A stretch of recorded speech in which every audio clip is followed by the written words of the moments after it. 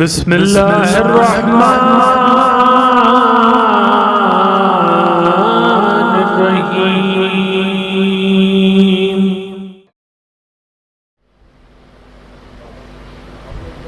لا حول ولا قوة الا باللہ العلی العظیم۔ اعوذ باللہ من الشیطان اللعین الرجیم۔ بسم اللہ الرحمن الرحیم۔ الحمد للہ الذی قصرت عن رؤیتہ ابصار الناظرین وعجزت عن نعتہ اوہام الواصفین۔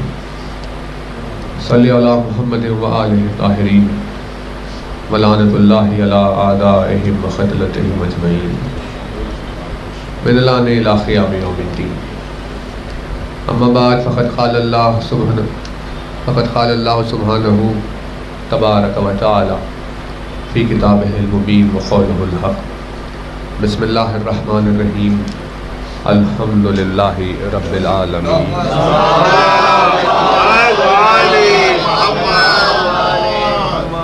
فرمایا صاحب اعظم الدرجات الفاظ نے، فرمایا مالک معجز نما انداز نے، فرمایا مولا کائنات امیر المومنین،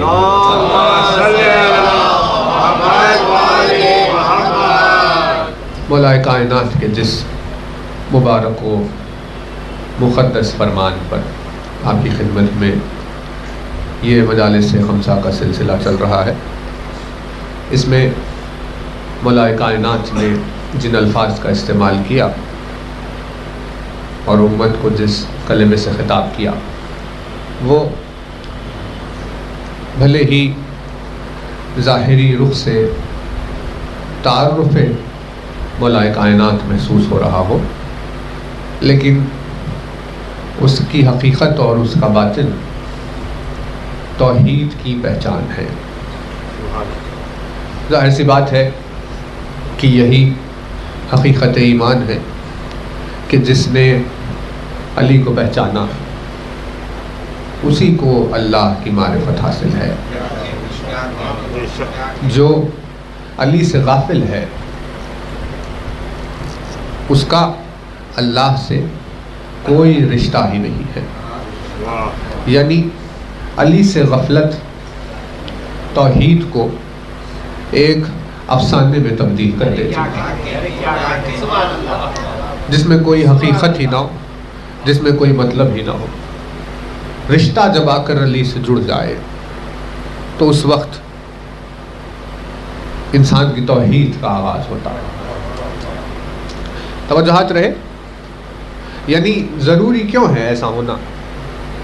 وہ اسی لیے کیونکہ اگر ہم سجدے میں سر جھکائیں تو اس سے کسی کی بڑائی ثابت نہیں ہوتی، کیونکہ مجبور کا سر جھکانا کوئی نتیجہ ہی نہیں دیتا۔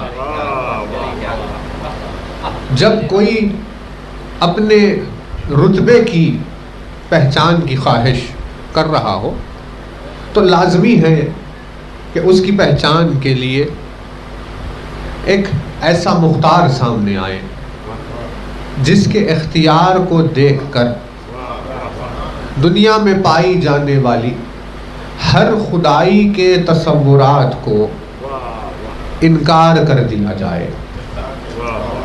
نہیں توجہ نہیں کر رہے؟ یعنی مثال کے طور پر جب آہستہ آہستہ دنیا آگے بڑھ رہی تھی تو لوگوں نے چیزوں کو دیکھا، جیسے زمین سے جب دانے اگتے ہیں، درخت اگتے ہیں، ساری چیزیں، تو لوگوں نے کہا کہ بھائی یہ زمین ہمیں کھلاتی پلاتی ہے، ہماری حیات کی ذمہ دار یہ زمین ہے، لہٰذا یہ زمین ہمارا رب ہے۔ زمین کو لوگوں نے خدا مان لیا۔ درخت کیونکہ اس سے پھل ملتا ہے تو انہوں نے کہا کہ بھائی یہ پھل ہمیں کھلاتا ہے، اس کی وجہ سے ہم زندہ ہیں۔ درخت کو کچھ لوگوں نے خدا مان لیا۔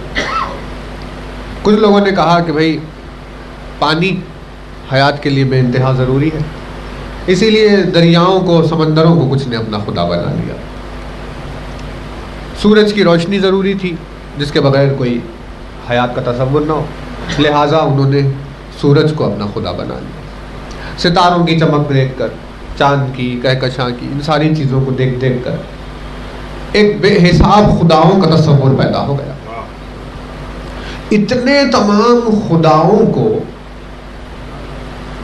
پہلے باطل ثابت ہونا ہوگا کہ بھئی ان میں سے کوئی بھی تمہارا خدا نہیں ہے. اب یہ ہم اپنے سجدے سے یا اپنی زبان کی تکرار سے کر نہیں سکتے، لہذا ضروری تھا ایک ایسے فرد کا سامنے آنا جس کے آگے نہ زمین ٹھہر سکتی ہو، جس کے آگے نہ ہوا چل سکتی ہو، جس کے آگے نہ چاند اور سورج اور ستاروں کی کوئی حقیقت ہو، جس کے آگے شجر اور ثمر کی کوئی حقیقت نہ ہو.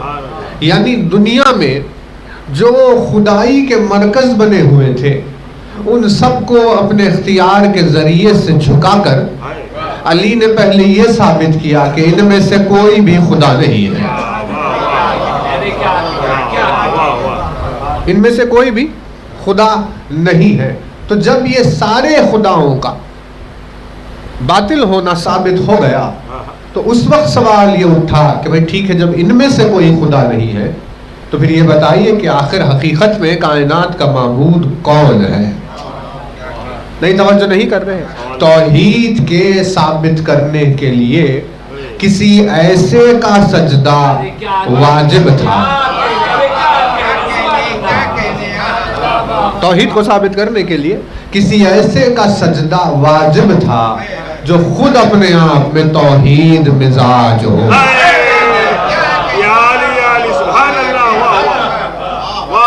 ورنہ کسی کی عبادت سے، کسی کے سجدوں اور نمازوں سے کچھ بھی ثابت ہونے والا نہیں تھا.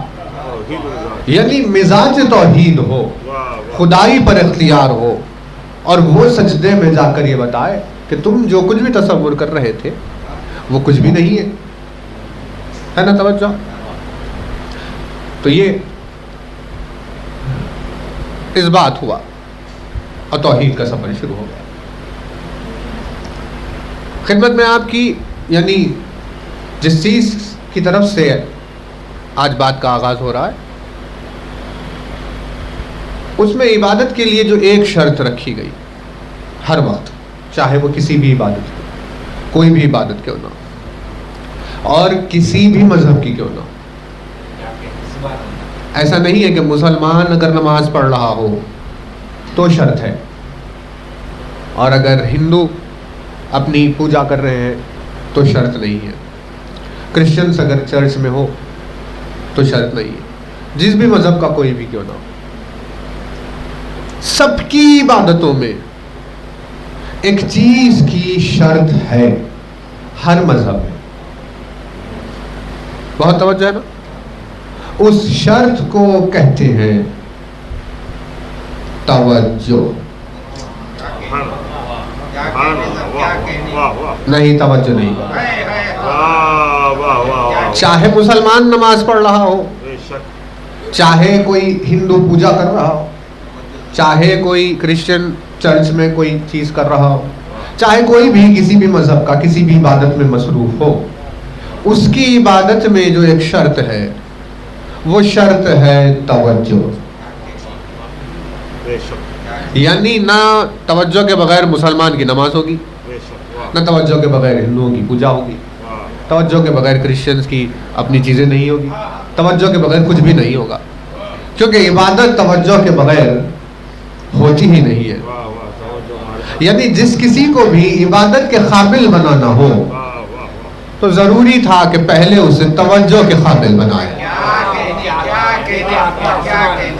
نہیں، توجہ نہیں کر رہے.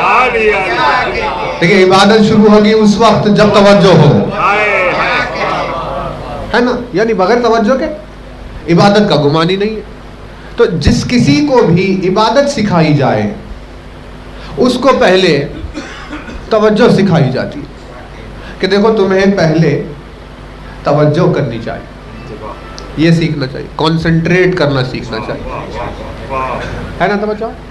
اسی لیے ڈسٹربنس نہ ہو، کوئی انتشار نہ ہو، ذہن منتشر نہ ہو. تو سکھایا جائے گا پہلے ذہن کو ایک جگہ کرنا سیکھو.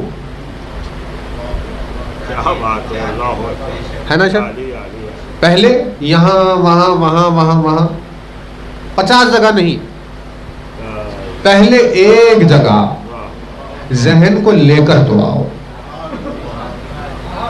پھر عبادت شروع ہوگی. پہلے ذہن کو دوسری چیزوں سے دور کرو. پھر ٹھیک ہے، اب آفس میں بحث چل رہی ہے، مینیجر ناراض ہے، سیلری نہیں مل رہی ہے، گھر میں سودا لانا ہے، کیا کرنا ہے، بہرحال جو بھی ہے، تاکہ بھائی آپ مسجد میں داخل ہونے سے پہلے یہ سب چیزیں باہر روک چھوڑ کر آئیے. کیونکہ مسجد میں جب داخل ہو جائیں تو آپ ادھر ادھر کی فکر نہیں، اب صرف اللہ کی یاد ہونی چاہیے. وہ جتنی دیر بھی آپ 20 منٹ آدھا گھنٹہ جو مسجد میں رہیں گے تو کوئی طرف ذہن نہ ہو، صرف ایک طرف ذہن، اور وہاں پر عبادت ہوگی. یعنی پھیلاؤ عبادت ہونے ہی نہیں دیتا.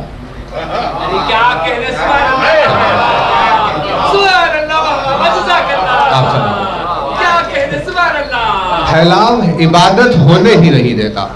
عبادت کے ہونے کے لیے شرط ہے کہ پھیلاؤ سمٹ کر پہلے ایک نقطے کی طرف ہے.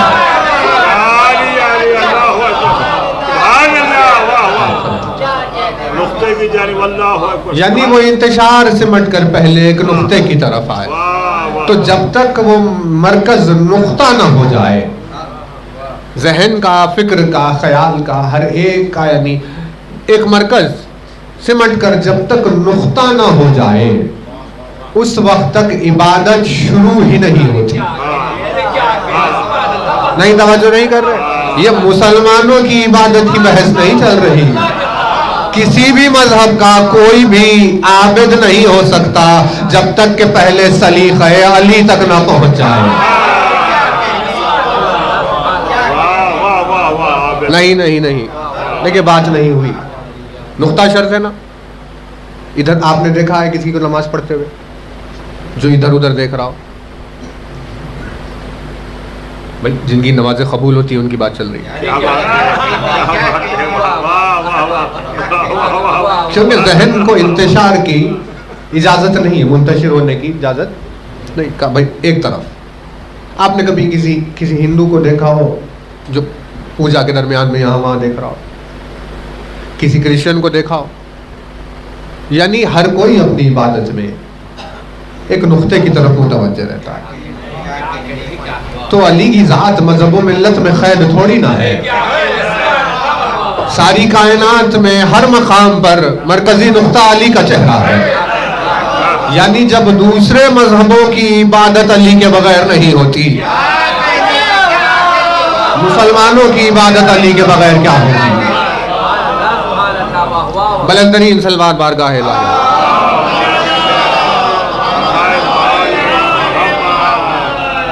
ہے نا توجہ؟ اسی لیے ہر عبادت میں نقطہ شرط ہے. لیکن میں نقطہ ہے تو عبادت ہوگی. اب تم کسی جہان کے ہو، کسی مذہب کے ہو، اس سے فرق نہیں پڑے گا. پروردگار عالم نے جب مسلمانوں کو خطاب کیا تو اب اس نے ایک سسٹم بنایا، ایک پورا سسٹم، جس سسٹم کے ذریعے سے انسان کے ذہن کو انتشار سے روکنا چاہا. اسلام سوائے اس کے اور کچھ بھی نہیں ہے. اگر آپ غور سے احکام کو دیکھیں گے تو ہر حکم کے پیچھے کی علت یہ ہے کہ توجہ نہ ٹوٹے. سوائے اس کے اور کچھ بھی نہیں. روزے سے شروع کرتے ہیں. روزہ رکھوا کر کیا ثابت کرنا چاہتا ہے؟ ہمیں بھوکا مارنا چاہتا ہے، یا اپنی غذا بچا کر رکھنا چاہتا ہے تاکہ اگلے سال کام آئے؟ کیا مسئلہ کیا ہے نا سوال؟ جواب کیا ہے؟ کہ روزہ اسی لیے رکھا گیا تاکہ کل جب روٹی کی کمی ہو جائے تو روٹی کی کمی سے تمہارا ذہن منتشر نہ ہو جائے. میں بات کرنی ہے. ہے نا بات کرنی ہے نا بات کرنی روزہ کیوں رکھا کہ بھائی کھانے کی عادت ہے تین مرتبہ کھاتا ہے دن میں. اب نہ ملے کھانا تو کیا پھر رہے پریشان. یہی ہوتا ہے نا, کہاں سے کھاؤں, کہاں جاؤں. یہی فکر گھماتے انسان کو مجلس تک بھی لے کر آ گئی. یعنی اب آنے کا مقصد جو تھا وہ شفٹ ہو گیا. نہیں توجہ نہیں کر رہے. دیکھیے یہ انعام الگ ہے, جو آپ کو پرکس ملتے ہیں وہ الگ ہے, جو انعام ملتا ہے وہ الگ ہے, لیکن مقصد وہ نہیں ہے. آنے کا مقصد کچھ اور تھا, اس میں کھلایا جا رہا ہے, یہ اس کے انعامات میں سے ایک ہے. لیکن آنے والے کے پیچھے مقصد کھانا نہیں تھا, ہے نا توجہ. اب مقصد اگر شفٹ ہو جائے تو پھر تکلیف ہوگی. تو ہوا کیا کہ بھئی یہ انسان کو عادت ہے. تو پروردگار عالم نے کہا ٹھیک ہے, ہم یہ کرتے ہیں کہ 1 مہینہ تم سے روزہ رکھواتے ہیں. کہ کیوں؟ کہ تاکہ اگر کھانا کم ہو جائے کبھی تمہاری زندگی میں تو تمہاری توجہ نہ ٹوٹے. بھاگ میں تم کہیں ملوث نہ ہو جاؤ کہ بھئی کہاں سے روٹی لاؤں. عادت رہے تمہیں کیا ٹھیک ہے, نہ ملے تو نہ ملے, کنسنٹریشن چاہیے. یہی ہے نا. حج کے لیے پروردگار عالم نے بھیج دیا, جاؤ حج کر کے آؤ.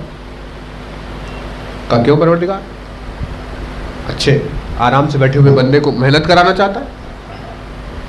کہ نہیں, ہم تمہیں گھر والوں, گھر کے سکون, ان تمام چیزوں کی کمی کے ذریعے سے یہ عادت دلانا چاہ رہے ہیں کہ اگر کبھی کل گھر بار اور سب ساری چیزیں چھوٹ جائے تو تمہاری توجہ میں فرق نہ آئے. سوائے اس کے اور کیا؟ زکوٰۃ کا حکم دے دیا, خمس کا حکم دے دیا. کہ کیوں پروردگار؟ کہ اپنے مال کو دیتے رہنے کی عادت ڈال لو, تاکہ کل اگر کچھ چوری ہو جائے یا کچھ نقصان ہو جائے تو مال کی کمی تمہیں زیادہ پریشان نہ کرے, اور اس کمی کی وجہ سے تمہارا ذہن منتشر نہ ہو. جہاد کا حکم دے دیا, کہا کہ بھائی تم اپنی جان کی فکر میں اتنے زیادہ نہ کھو جاؤ کہ اپنی جان کو بچانے کے لیے اپنی توجہات کو قربان کر دو. لہذا جان کی قربانی کی عادت سے ہم تمہاری توجہ اپنی نفس سے بھی ہٹوا رہے ہیں. بھائی علت یہی ہے. جہاد کے لیے کہا اس نے, خمس و جہاد کے لیے کہا, امر بالمعروف نہی عن المنکر کا حکم دیا, تاکہ رشتوں کی نسبتوں کی وجہ سے کہیں تمہاری توجہات ختم نہ ہو جائے. نہیں یہ مجلس شروع نہیں ہوئی. اب بھائی ہیں ہمارے خالہ ہے, ہماری خالو ہے, ہمارے رشتہ دار ہیں, اب ان سے کہاں کہیں کچھ. تو یہ رشتہ داری نے انسان کے ذہن کو منتشر کر دیا.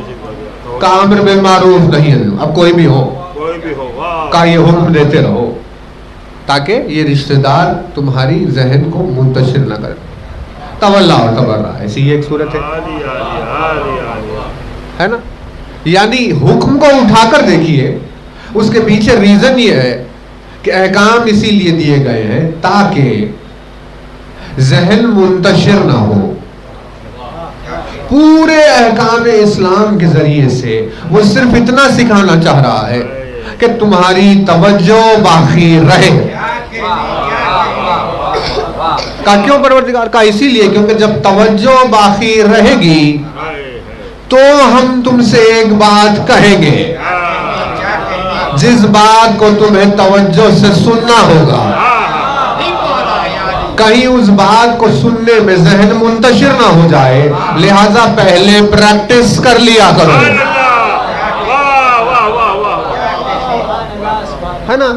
اسی صورت کی وجہ سے رسول اکرم نے قیامت سے ڈرایا, رسول اکرم نے اخلاق کا درس دیا, رسول اکرم نے تمیز و تہذیب سکھائی, حکمت کی باتیں کی, سب کیا. نماز سکھائی, روزہ سکھایا, حج زکوٰۃ یہ ساری چیزیں ہوئی. اتنا مبارک اور مقدس وجود 23 برس تک یہ محنت کرتا رہا. جب 23 برس کی ساری محنتیں ہوئی, آخر میں پروردگار عالم نے راستے میں روک دیا. اور عجیب بات کہی, لم تفعل, اب اگر یہ نہیں کیا, کہا بھئی اتنے سال سے محنت کر رہے ہیں, تھوڑی سی کٹیسی ہو پروردگار, تھوڑا سا تو لحاظ رکھے کہ بھئی وہ ساری باتیں بھی بہت ضروری تھی, یہ بھی بہت ضروری ہے, کچھ ایسا دل رکھ لیتا. لیکن تو نے کہہ دیا اگر یہ نہ کیا تو پھر تم نے کچھ بھی نہیں کیا. کا مطلب یہ ہے کہ ساری چیزوں سے جب توجہ کی عادت دلائی تو وہ بات تو کہو جس کے لیے توجہ درکار ہے.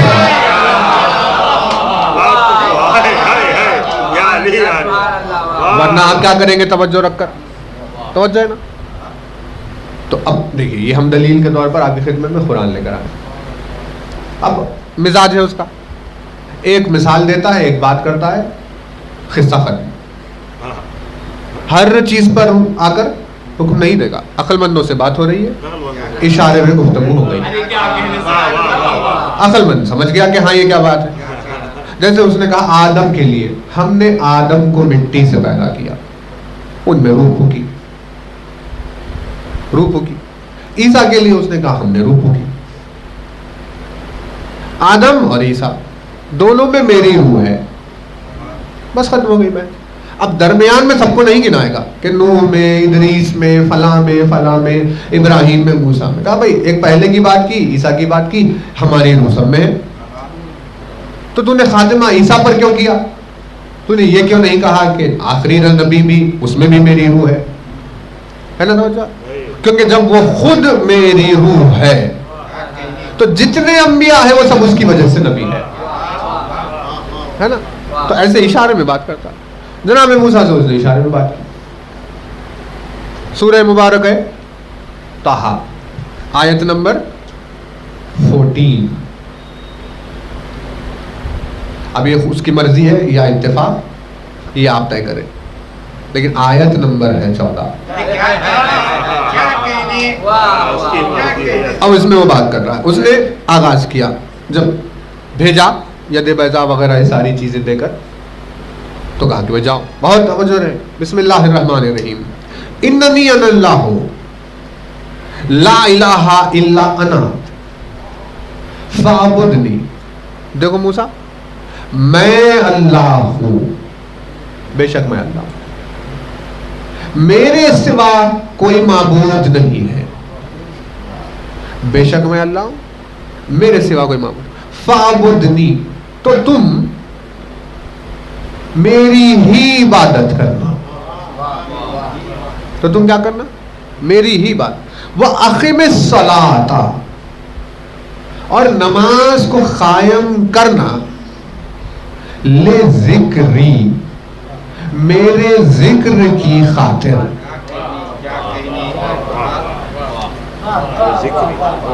نماز پڑھنا میرے ذکر کے لیے, یعنی نماز پڑھائی جا رہی ہے ذکر کی خاطر. اگر ذکر مقصد نہ ہو تو نماز نہیں پڑھائی جائے گی. کہ نماز کے ذریعے سے تم قابل بن جاؤ میرے ذکر کے. اسی لیے نماز کو مومن کی معراج کہا گیا, کہ جب نماز کے ذریعے سے آہستہ آہستہ آگے بڑھتا ہے تو ذکر الہی تک پہنچ کر اپنی معراج حاصل کر لیتا ہے نا توجہ. تو اس نے نماز کی بات کی اور سب واضح کر دیا بھئی ہر چیز جو ہے وہ صرف ہمارے ذکر کے لیے. ذکر مقصد نہ ہو تو کسی چیز کا حکم نہیں دے گا, ہے نا. دیکھیے آپ کی خدمت میں یہ خطبے کے 2 جملے ہم نے لاسٹ ایئر پڑھے تھے, آج بھی اس کا ارادہ ہے. لیکن اس سے پہلے یہ ضروری ہے, آغاز سے پہلے آپ کی خدمت میں لفظ کی تھوڑی سی اور وضاحت کر دیں. واو جیم ہے وجہ چہرے کو کہتے ہیں ہے نا. وجہ کے ایک اور معنی ہے, بہت سارے معنی ہے وجہ کے, اتنے معنی ہے وجہ کے کہ کیا کہے آپ سے, بہت سارے. اس میں سے ایک یہ ہے, ایک اس میں سے یہ کیا, کنسنٹریشن. ایک معنی وجہ کے کنسنٹریشن کے ہے, کنسنٹریٹ کرنا نہیں, کنسنٹریشن کے. مطلب کیا ہے, سمیٹتے سمیٹتے سمیٹتے سمیٹتے سمیٹتے ایک جگہ ہر چیز کو سمیٹ دینے کو کنسنٹریٹ کرنا کہتے ہیں. چہرے کو وجہ اسی لیے کہا جاتا ہے کیونکہ پورا وجود سمٹ کر ایک جگہ چہرے پر آ جاتا ہے. اسی لیے جب آپ ہم سے بات کرتے ہیں تو آپ ہاتھ کو نہیں دیکھتے, چہرے کو دیکھ کر بات کر رہے ہو, کیونکہ ہمارا وجود سمٹ کر چہرے پر آیا ہے. سمٹنے کو وجہ کہتے ہیں. نہیں, توجہ نہیں ہے. اسی وجہ سے وجہ کے ایک معنی نقطے کے ہے, کیونکہ ہر چیز سمٹ کر جب ایک جگہ آ کر نقطہ ہو جاتی ہے اسی کو وجہ کہا جاتا ہے. تو جب وجہ کے معنی واضح ہو گئے تو وجہ اللہ اسے کہتے ہیں, جہاں اللہ کے کمالات سمٹ کر جب ایک جگہ آ جائے.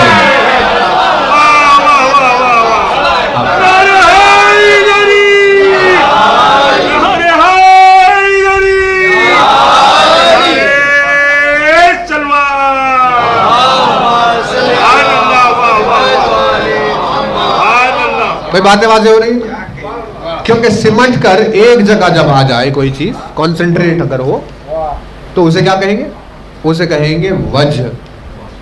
اب پھیلی ہوئی ہے باؤنڈری پوری تو بکھرا ہوا ہے سب کچھ, لیکن آپ سمیٹتے سمیٹتے سمیٹتے جب ایک نقطے پر لا کر اسے جمع کر دیں گے تو اسے وجہ کہتے ہیں.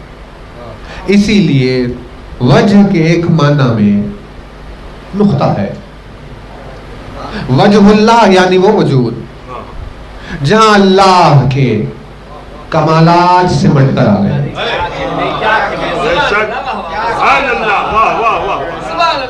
دعوت دی اس نے فکر کی ہمیں, پھیلی ہوئی قدرت کو دیکھ کر اس کے باطن کو پہچاننے کی. نہیں, توجہ نہیں کر رہے. یعنی اس نے آسمان اور زمین, چاند, سورج, ستارے, پہاڑ, ان ساری چیزوں کو پیدا کیا تاکہ انسان انہیں ذریعہ معرفت بنائے علی کو پہچاننے کی خاطر.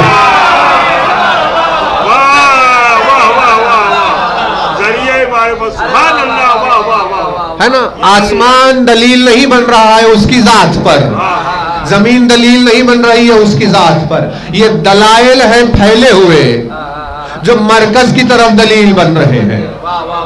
مرکز ہے جو غائب کی طرف دلیل بن رہا ہے. جس نے عالمین پر غور کیا اس نے علی کو پہچانا, جس نے علی کو پہچانا اس نے اللہ کو پہچانا. اگر آسمان پر غور کرتے ہوئے زندگی گزر جائے لیکن اگر علی کو نہیں پہچانا تو اللہ کو نہیں جانتا. توجہ رہے. دیکھیں کنسنٹریشن پر بحث ہو رہی ہے. وجہ کے معنی کیا ہے, کنسنٹریٹ کرنا. واو جیم ہے, سمٹنا. اسی لیے چہرے کو وجہ کہتے ہیں. آپ کا غصہ کہاں ہے, چہرے میں آپ کا غصہ ہے نا. ہم دروازے کے پیچھے کھڑے ہوئے, ایسے ہاتھ ہم نے نکالا, آپ کو کیا پتا ہم غصے میں یا خوش ہیں.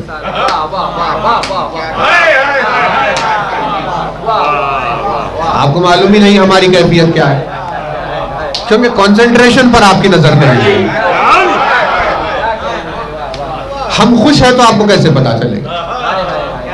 چہرے سے پتا چل رہا ہے. یعنی ہماری خوشی، ہمارا غم، ہماری رضامندی، ناراضگی، جتنی بھی کیفیتیں ہیں سمٹ کر ایک جگہ چہرے پر آتی ہے. اسی لیے چہرہ وجود کا نقطہ ہوتا ہے.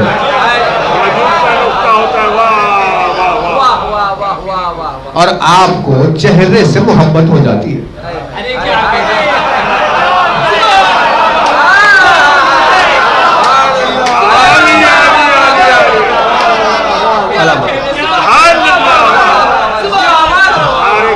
آپ کو محبت چہرے سے ہوتی ہے. یعنی آپ کے جتنے بھی اظہار ہیں یا آپ کی جتنے بھی باتیں ہیں، خیالات ہیں، ان سب کا اظہار چہرے سے کرتے ہیں. بھائی جذبہ ہے، یعنی خوشی دل میں کہیں اندر ہے، چھپی ہوئی ہے نا.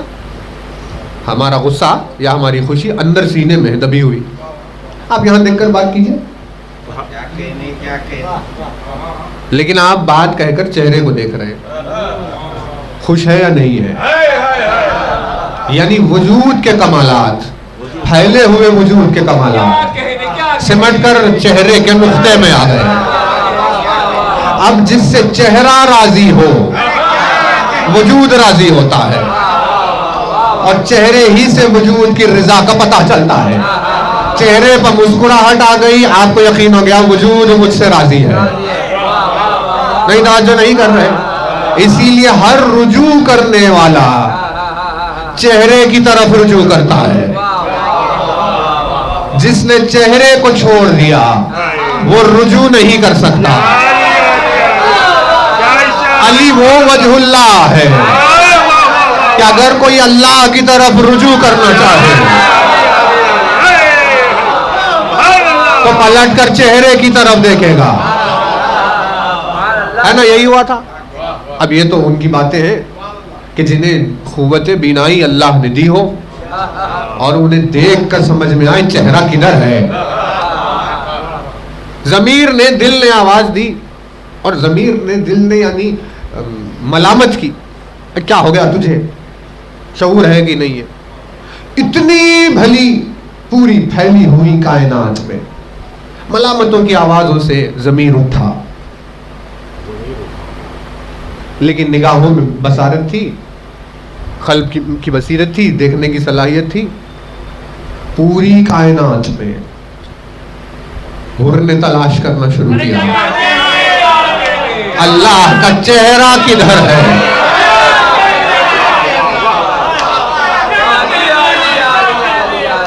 اپنے نفس کی شکایت لے کر وجہ اللہ کے سامنے اپنے چہرے کو جھکا دیا. نہیں کر رہے توجہ.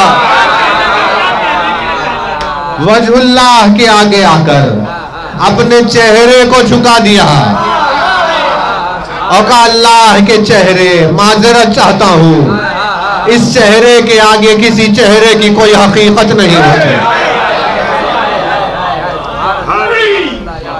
کنسنٹریشن کی بحث چل رہی. اسی لیے آپ کبھی بھی نقطے کو اگر دیکھیں گے تو نقطہ کنسنٹریشن کی انتہا ہوتا ہے. سلامت رہے. نقطہ کیا ہوتا ہے؟ کنسنٹریشن کی انتہا ہوتا ہے. کیونکہ جو بھی ہے سب نقطے میں، جو بھی ہے سب نقطے میں. ایک اتنا سا ایک بینج لیا آپ نے، ہتھیلی پر رکھ کر آپ غور سے دیکھیے بینج کو. اب وہ بینج ہے آپ کے ہاتھ میں. اب جو پتے ہیں وہ بینج میں ہے. اب جو ڈالیاں ہیں وہ بینج میں ہے. اب جو پھول ہے وہ بینج میں ہے. اب جو پھل ہے وہ بینج میں ہے. بینج کو آپ نے تراب کے حوالے کیا.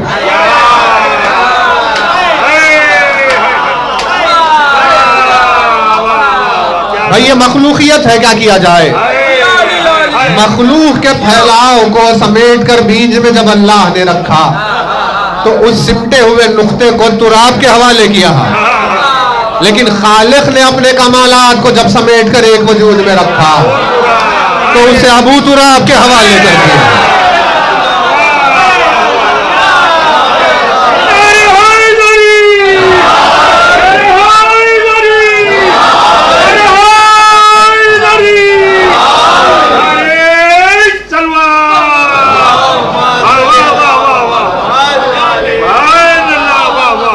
ذات لامکان، مٹی سے کوئی تعلق نہیں، لیکن وجود اس کا بو ترابی ہے، وجود اس کا بو ترابی بھئی جو بھی ہے اسی میں۔ اچھا صرف شجر نہیں، ایک بینچ تھا، ایک بینچ، پوری دنیا مایوس ہو گئی، ختم بھائی، اب تو کل سے ہمیں نہ مان لیجئے آم ملنے والا نہیں، یا اور کوئی جس کا چھوٹا بیج ہو، سیب کا لے لیجئے، ایک بیج بچا ہوا ہے صرف اب دنیا میں، امید ختم، ہے ہی نہیں کہیں سے۔ یعنی انسان کی بھوک نے وہ تزلزل بچایا کہ انسان کی کمزرفی کی وجہ سے، خود پرستی کی وجہ سے، نفسیات کی وجہ سے وجود ختم ہونے کو آ گیا سیب کا۔ ہے کیا؟ ایک بینچ کو آپ نے بویا، ایک درخت نکلا، کئی سے پیدا ہو، پھر کئی بیج آئے، پھر کئی درخت نکلے، پھر کئی سیب آئے، دنیا پوری دیکھتے دیکھتے سیبوں سے بھر گئی، اتنی کثرت ہو گئی کہ اب کھانے والے بیزار آ گئے، تو کتنا کھائے ختم نہیں ہو رہا۔ یعنی جب وہ ایک سمٹا ہوا نقطہ پھیلنے پر آئے گا تو سوال کرنے والوں کے دامن ابلنے لگ جائیں گے، لینے والوں کے ظرف کی کمی ہو جائے گی، عطا میں کوئی رکاوٹ ہونے والی نہیں ہے۔ اپنے دامن کو پھیلائے ہوئے سوال کرتے کرتے اپنی کمزرفی کا اعلان کیا، اس سے زیادہ نہیں یا حسین۔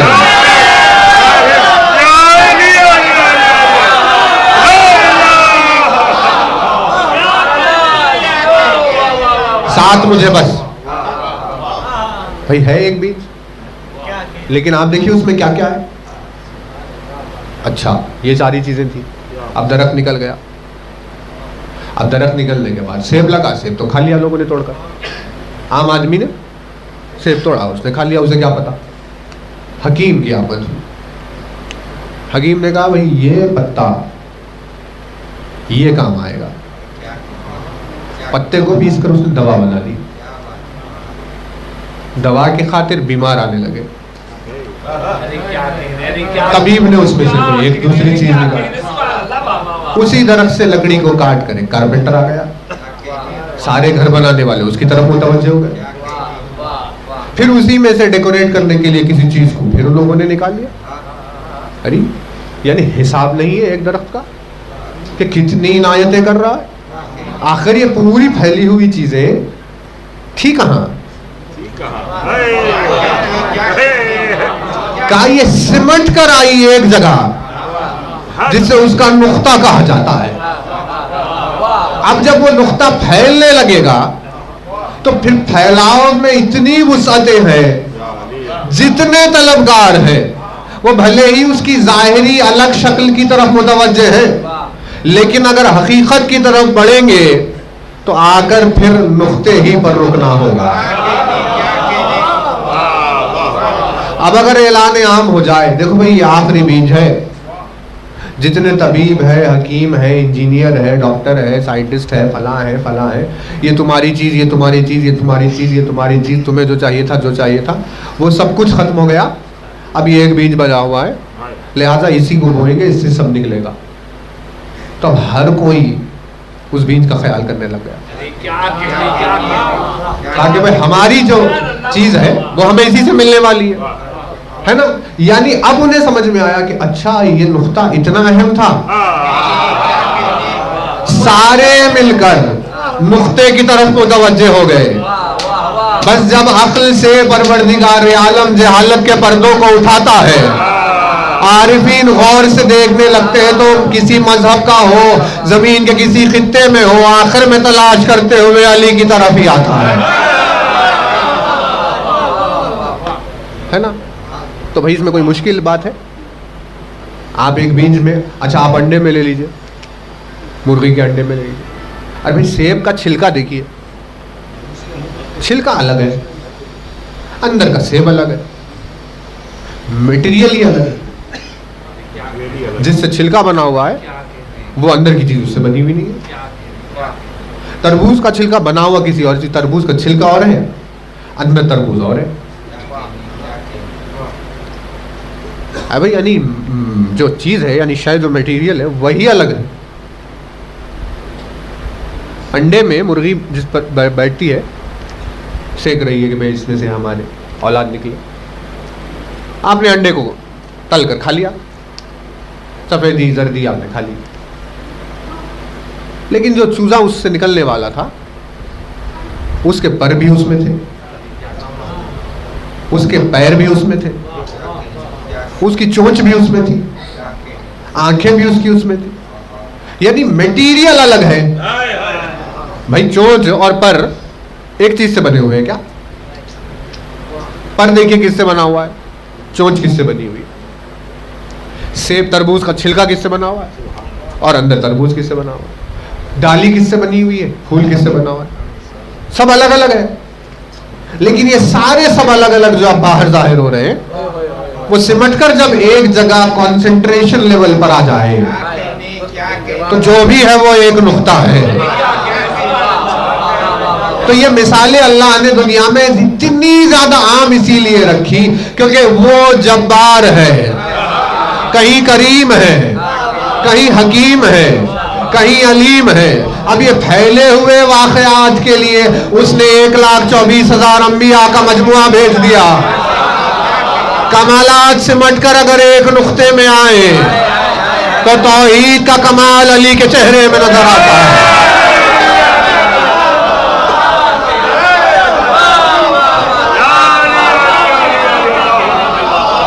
اب جسے دیکھنی ہے ہیبت موسیٰ، جسے دیکھنا ہے زہد عیسیٰ، بھائی جسے دیکھنا ہے جلال ابراہیم یا انبیاء کی کمالات، یعنی ہے توجہات؟ نہیں توجہات نہیں ہے. بھائی ایک چیز دے دی ابراہیم کو، مشہور ہو گئے خلت میں. موسیٰ کو ایک چیز دے دی، مشہور ہیبت میں ہو گئے. عیسیٰ کو ایک چیز دے دی، زہد میں مشہور ہو گئے. رسول اکرم نے کہا بھائی جس کا جو کمال ہے، اگر وہ کمالات سارے، وہ جو سیکنڈری چیز ہے وہ نہیں. فار ایگزامپل موسیٰ میں ہیبت آگے ہے نا. دوسری چیز ان میں یعنی ہیبت کے بعد ہے. ابراہیم میں خلت آگے ہے، ہیبت خلت کے بعد ہے. تو پرائم چیز ابراہیم کی خلت ہے، موسیٰ کا پرائم ہیبت ہے. کمال نبی کا، ہر نبی کا یہ کمال ہے.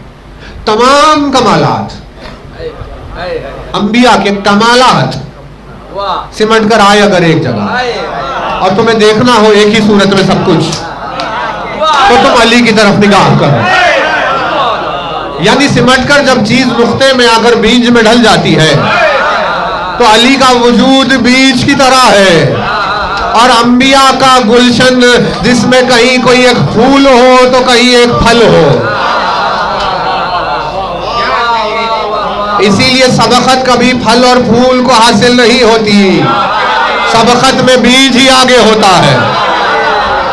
اب 1,23,999 ہوں گے، لیکن جب وہ باہر آئے گا تو سب پیچھے کھڑے ہوئے ہوں گے، آگے نماز وہ پڑھا رہا ہے.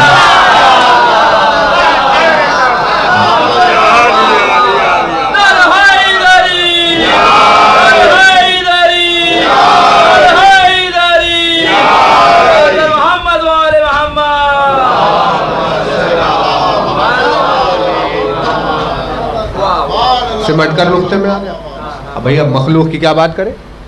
یہ تھوڑی نہ کہا ہے کہ علی کا چہرہ یعنی ہر مبارک اور مقدس چہرہ، اس کی ایک جھلک تمہیں علی کے چہرے میں نظر آتی ہے، یہ علی کے چہرے کی خاصیت ہے. لیکن یہ تھوڑی کہا کہ علی موسیٰ کا چہرہ ہے، یہ تھوڑی نہ کہا کہ علی عیسیٰ کا چہرہ ہے. وجہ انبیاء نہیں، وجہ ملکوت نہیں، وجہ اللہ ہے. توحید کا کنسنٹریشن ادھر. اسی لیے جس کی توجہ علی کی طرف، اللہ کی توجہ اس کی طرف. نہیں توجہ نہیں، جس کی توجہ علی کی طرف، اللہ کی توجہ اس کی طرف. جو علی کو پکار رہا ہے اللہ اسے جواب دے گا، جو علی سے مانگ رہا ہے اللہ اسے عطا کرے گا. اس کی طرف توجہ علی ہے. وجہ کے معنی کیا ہے؟ وجہ اللہ کے معنی کیا ہے؟ اب وہ ٹھیک ہے ہمیں پتا ہے، لیکن وہ چلیں گے فتوے، وہ آئے گی، ایک باڑھ آئے گی تو ہونا بھی چاہیے. کیا محب ہے وہ؟ ایسا بھی کوئی محب ہے جس پر فتویٰ نہ لگے کفر کا؟ الفت ہے اس وقت کام کی جب آئے فتوے کہ ہاں یہ کیا ہو رہا ہے، ورنہ پھر وہ چھوٹی سی محبت ہے. بھائی آپ ہی بتا لیجئے یہ وجہ اللہ کا مطلب کیا ہے؟ جس کا بدن ہی نہیں، شیپ نہیں، سائز سٹرکچر نہیں. تھوڑا سا قریب ہو جائے، ایک سلوات پڑھنے کو.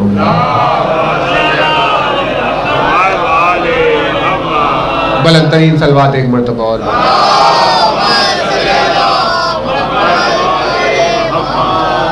تو وجہ اللہ کا مطلب کیا ہے؟ کیا ہے وجہ اللہ کا مطلب؟ اللہ کا چہرہ. یعنی آپ نے بات ہوا میں اڑا دی.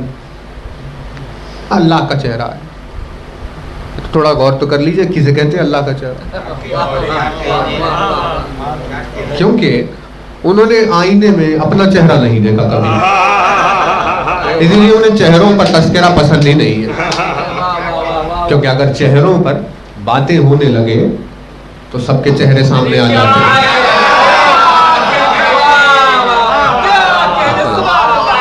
تو وجہ اللہ کا جہاں تذکرہ ہوتا ہے وہاں چہرے بے نقاب تو ہو ہی جاتے ہیں،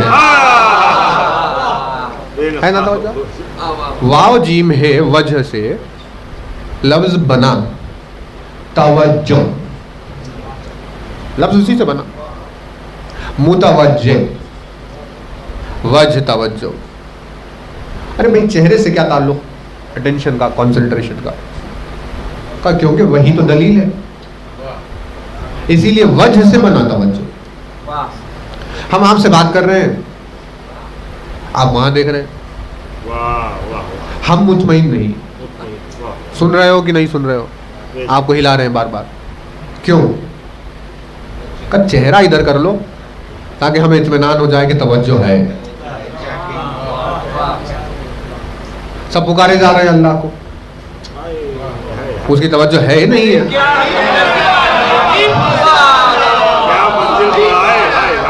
بھائی جب وجہ اللہ ہی بیچ میں نہیں ہے تو توجہ کا سوال کہاں سے پیدا ہو؟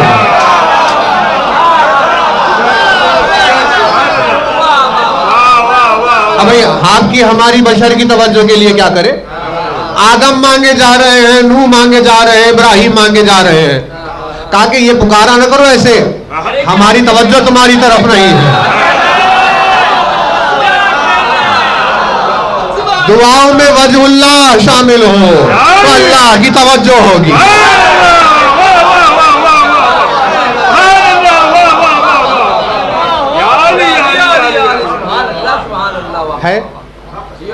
ہے توجہ. اب دیکھیے بات تو ہے تھوڑی سی ماحول کے اعتبار سے عجیب ہے، ہمیں تو بالکل عجیب نہیں لگتی، لیکن اب اس دیوانی دنیا کو کیا کریں؟ پھر اوپر سے یہ بستی جس میں ہم رہتے ہیں وہ الگ بستی، یعنی انہیں بستی کے آگے کا کچھ بھی دکھائی نہیں دیتا. حالانکہ اس میں کوئی نئی بات نہیں ہے. सब पुरानी बातें पुरानी बात, वाह और बहुत आम है। तो हम आम बात आपकी खिदमत में, अब इंडिया में रहने वालों के लिए बहुत आसान है, क्योंकि इंडिया में हिंदुओं का पॉपुलेशन सबसे ज़्यादा है। तो आपको हर 2 कदम पर हिंदू मिल ही जाते हैं, मिलते हैं ना।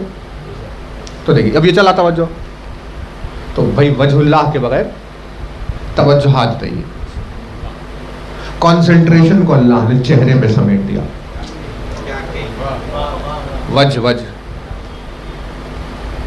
है ना। तो अब सिखाया उसने, दीन सिखाई, सारी नमाज सिखा दी। अब भाई देखो नमाज पढ़ो, क्यों परवरदिगार का? नमाज एक तरह का मेडिटेशन है। सजदगा सामने, नजर उधर, तवज्जो उधर, इधर कौन है उधर कौन है, कौन बुला रहा है कौन क्या कर रहा है, इससे मतलब नहीं, तवज्जो। और सबसे ज्यादा तकरार है काम में नमाज की। रोजा 30 दिन साल भर में, हज एक जिंदगी भर में, खुम्स व ज़कात अपनी अपनी अहलियत जो भी, लेकिन इतनी ज़्यादा तकरार 5-5 मरतबा नमाज, क्योंकि कंसंट्रेशन से ज़्यादा करीब है। तवज्जो रहे, कहीं पर भी नहीं, कुछ भी नहीं। अब वही देखे जा रहे हैं, हो क्या रहा है, कुछ भी नहीं हो क्या रहा है। भाई अगर यही बात थी तो नमाज पढ़ने वाले वासिले जहन्नम ना होते, पाबंदी से पढ़ रहे। परवरदिगार आलम ने कहा कि भाई नहीं, रद्द, डाल दो इसे जहन्नम में। अरे नमाजी था, मुसल्ली था, फवैलुल लिल मुसल्ली। तो हमें पता चला मकसद वो नहीं था। अगर मकसद अदा हो जाता तो आदिल तो जहन्नम में नहीं डालेगा। मकसद मिस हुआ, इसीलिए आदिल ने कहा कि भाई बात ही नहीं कुछ। तो पता चला नमाज एक जरिया है कंसंट्रेशन का। अक़ीमिस सलाता लिज़िक्री, तवज्जो तवज्जो तवज्जो तवज्जो आदत रहे, ताकि जब तुम्हें कंसंट्रेट करने की आदत हो जाए तो हम तुमसे बात करेंगे, और उस बात को अगर तुम समझ लो तो मकसद अदा हो गया। यानी नमाजें इंसान को काबिल बना रही है कि वो बात सीख ले, और उस बात को पहुंचाने के लिए जो अर्श जमीन पर उतर कर आया, जिस अर्श को हमशीर हुसैन ने उतारा, उसे फर्श अज़ा कहते हैं।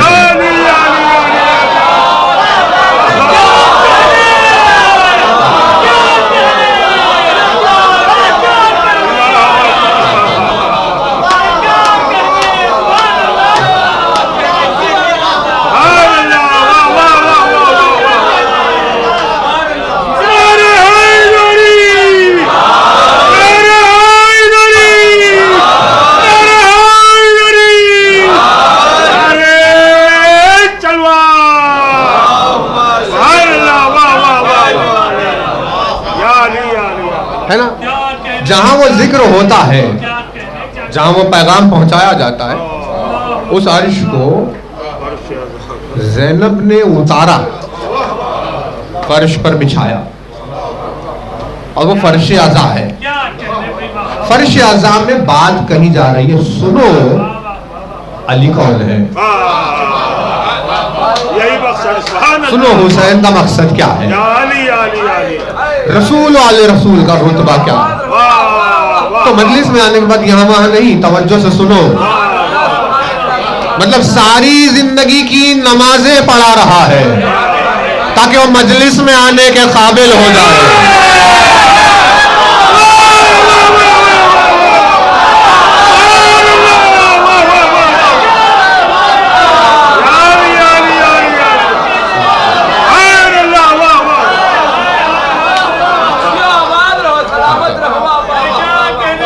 नमाज पढ़ाई ही इसी जा रही है, تاکہ وہ مجلس میں آئے.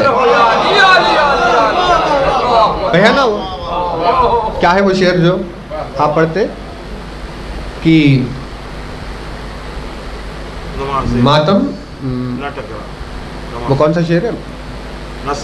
ماتم کرتے ہوئے ہم نے اسے کبھی دیکھا نہیں ہے, اسے فرش ماتم پر دیکھا نہیں ہے, یہ فاسق مصلی پر کیا کر رہا ہے.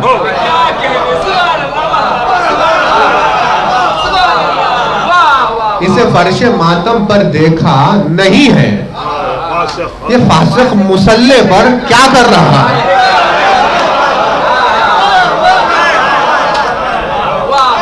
یعنی ایمان کی دلیل یہ فرش ہے, اس پر آنے کے خاطر اللہ نے نماز کو ذریعہ بنایا. اگر مجلس میں آنا نہیں ہے تو نماز کا کچھ مطلب نہیں نکلے گا.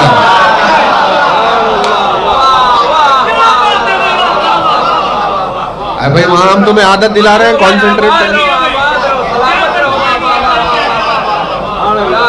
ہم وہاں تمہیں توجہ کی عادت دلا رہے ہیں تاکہ وہ عادت ہونے کے بعد جب مجلس میں آؤ تو علی کو سنو اور سمجھ لو. اب یہ نہیں ہے تو پھر مصلی پر کیا کیا کیا کیا, خدائی بڑھا دی اس کی, کیا کیا اسے بڑا اللہ بنا دیا. کیا ہو گیا آخر؟ اقیم الصلاۃ لذکری, موسیٰ نماز پڑھو میرے ذکر کی خاطر. نہیں توجہ نہیں کرنا. اب ہماری کیا بات کریں, وہ موسیٰ سے کہہ رہا ہے موسیٰ مجلس میں جانا چاہتے ہو تو نماز پڑھ کے تیار ہو جاؤ.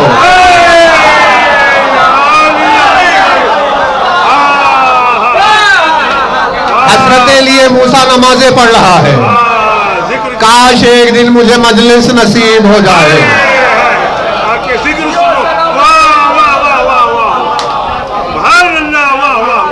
دیکھیں بات ادھوری ہے آج, ہو سکتا ہے کہ کل پوری ہو جائے, لیکن بہت حساس اور لطیف جملہ. اب بحری دنیا میں کوئی کیا کہیں بتائیے, لیکن کہیں گے صحیح انشاءاللہ. ممکن ہے اگر وقت آئے تو واجب ہو جائے گا. تب وقت تک, یعنی اب جیسے مثال کے طور پر 10 بج رہے تو اب نماز فجر ہمارے لیے کل کی ممکن ہے, زندہ رہیں گے تو پڑھیں گے, نہیں تو نہیں. لیکن اگر فجر تک ہم رہ گئے تو واجب ہو گئی, ہے نا. تو یہ جو آدھا پہلو ہے آج, اور جو آدھا ہے وہ ممکن ہے باقی کا, لیکن اگر آپ آ جائیں تو واجب ہوگا. بھائی انبیاء سے روز محشر آپ تصدیق لے لیں, حسرتوں میں گزار رہے ہیں, کاش ایک مجلس ہمیں بھی مل جائے. تو پروردگار عالم نے کہا ٹھیک ہے ہم تمہیں راستہ بتا رہے ہیں, آخر میں صلاۃ, نماز پڑھو موسیٰ, تیار ہو لذکری, تاکہ پھر تم میرے ذکر تک پہنچ جاؤ. تو یہی تھا, کانسنٹریٹ کیا, ایک نقطے میں سمیٹ لیا. اور پروردگار عالم نے بھی عجیب چیز, یعنی بنایا ہی انسان کو اسی حکمت پر, لقد خلقنا الانسان فی احسن تقویم. تو یہاں اندر سر میں اندر ایک مقام ہوتا ہے اندر سر میں, ایک مرکزی مقام ہے برین میں, وہ توجہ کے لیے کام کرتا ہے اندر سر میں, کہ بھئی یہاں ہے, اگر اسے مار لگ جائے, اسے کوئی خرابی ہو جائے تو وہ منتشر ہو جاتا ہے. کتنی نعمتیں,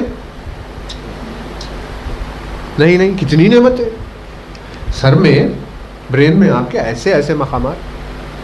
مار لگ جائے بیلنس ختم, مار لگ جائے بینائی ختم, وہاں مار لگ جائے سنائی نہیں دے رہا, وہاں مار لگ گیا.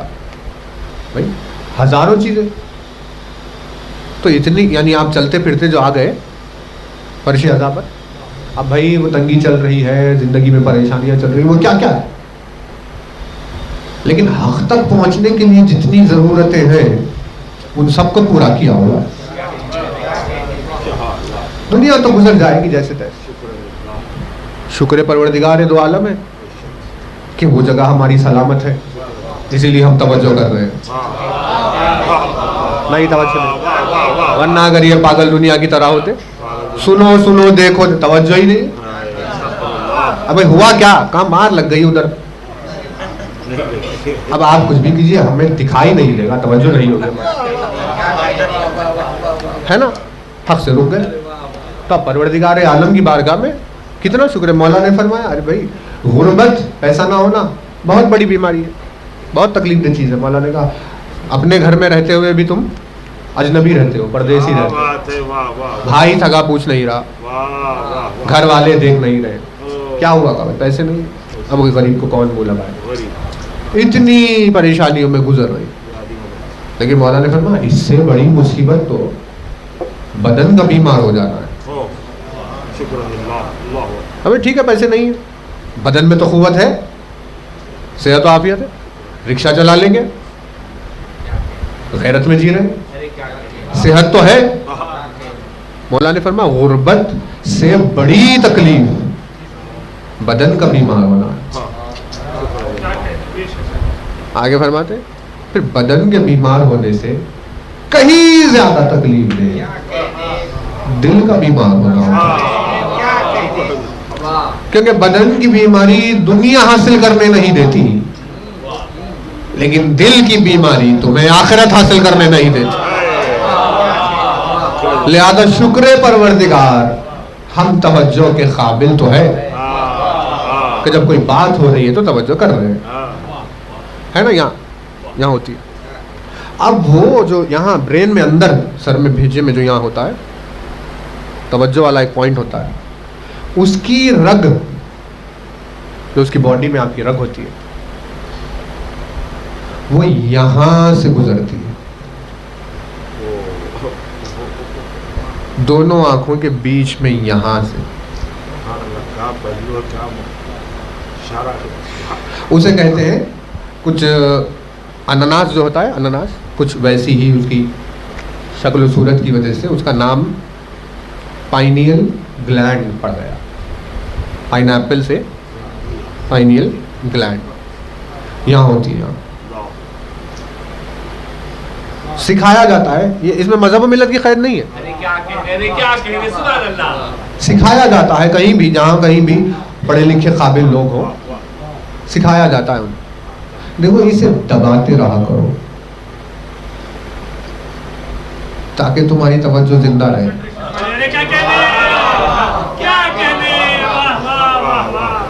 آپ ڈاکٹر سے پوچھ لیجیے, حکیم سے پوچھ لیجیے, یہ دنیا میں دیوانے نہیں جو ڈاکٹر بننے بیٹھے ہوئے ہیں, حقیقی جو علم رکھتا ہے آپ اس سے پوچھ لیجیے. تہذیب ہے پرانی سب. یہاں آنکھوں کے بیچ میں, ابروؤں کے بیچ میں کہتے ہیں یہاں تھوڑا سا پریشر دو تاکہ وہ پائنیل گلینڈ جو ہے وہ تمہاری یعنی اس پر اثر ہوتا رہے, توجہ باقی رہے. تو یہ سب جگہ چلا. ہندو مذہب نے کیا کیا,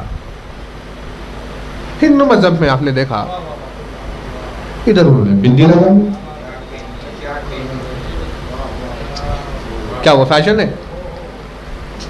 بھائی آج کل ہو گیا فیشن, کیونکہ ان کے پاس بھی عالموں کی کمی ہے. ان کے پاس جو پنڈت ہے وہ سب ایسے ہی دکھاوے کے پنڈت ہیں. تو یہ کیا صرف اسلام اس مصیبت پر تھوڑی نہ گرفتار ہے, ہر مذہب میں آج کل آپ کو دکھاوے کے عالم مل جائیں گے. تو وہ ہوتے ہوتے ڈھل گیا فیشن میں, لیکن حقیقت اس کی فیشن نہیں ہے. یہاں دبانے کی بات چل رہی تھی تو انہوں نے کہا بھائی بندی ہو, تو عورتوں نے وہ لگائی, تو مردوں نے فرق کی خاطر تھوڑا سا ذرا الگ کر لیا کہ بھائی یہ عورتوں کے لیے مردوں کے لیے, لیکن پریشر یہاں دونوں کی طرف سے. کہا کیوں؟ کہا کیونکہ یہاں جو آپ کے کنسنٹریشن کا مقام ہے، اس کی رنگ جو یہاں سے گزر رہی ہے، اس پر پریشر پڑنے سے تم توجہ کے قابل رہو گے. تو یہ ساری باتیں آسمان کی ہونے سے ایک دوسرے سے ملتی جلتی ہے. تو اسلام نے اسی وجہ سے کہا کہ تمہیں ہم حکم دے رہے ہیں دن میں 5 مرتبہ سجدے میں سر جھکا کر اس مقام کو زندہ رکھو تاکہ تمہاری توجہ باقی رہے. یعنی سجدگاہ پر سر رکھ کر جب ادھر پریشر پڑ رہا ہے تو اس کا مطلب یہ ہے کہ کوئی اہم بات ہونے والی ہے جسے سننے کے تم قابل ہو جاؤ. اسی لیے جن کمبختوں کو وہ اہم بات سننی نہیں تھی انہوں نے سجدگے کو ہٹا دیا.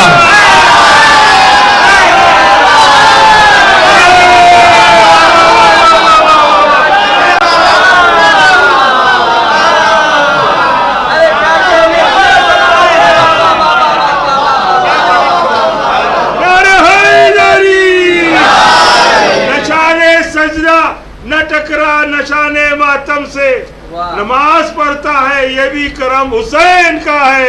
نعرہ حیدری، نعرہ حیدری، نعرہ تلوار، سبحان اللہ، واہ واہ واہ واہ واہ واہ. تاکہ بات توجہ ہی نہ کرنے کے قابل. اب اسی لیے آپ کہتے جا رہے ہیں انہیں سمجھ میں ہی نہیں آ رہا. اب بھائی توجہ ختم ہو گئی ہے ان کی. تو آپ اگر غور سے ہے توجہ، وجہ کہتے ہیں چہرے کو، وجہ خود سمٹی ہوئی چہرے، وجہ خود ایک نقطہ ہے. آپ دور سے اگر کسی کے چہرے پر بندی کو اگر غور سے دیکھ رہے ہیں تو وہ کیا ہے؟ وہ ایک نقطہ ہے. وہ اسی نقطے کے ذریعے سے اپنے فہم کے زندہ ہونے کی دلیل دے رہا ہے. تو اب یہ تھا کیا؟ کہا بھائی سارا بدن ہمارا سمٹ کر چہرے میں آ گیا. وجہ کی بہت ویلیو ہے پروردگار. بھائی پیٹھ پر مارے، ہاتھ پر مارے، ٹھیک ہے، ہونا نہیں چاہیے تھا، لیکن کہا میں چہرے بناؤں کیونکہ احترام کی بات ہے. اس میں جبین اور محترم ہے. کہ تمہارے تمام احترامات سارے کے سارے زمین پر رکھنے ہوں گے.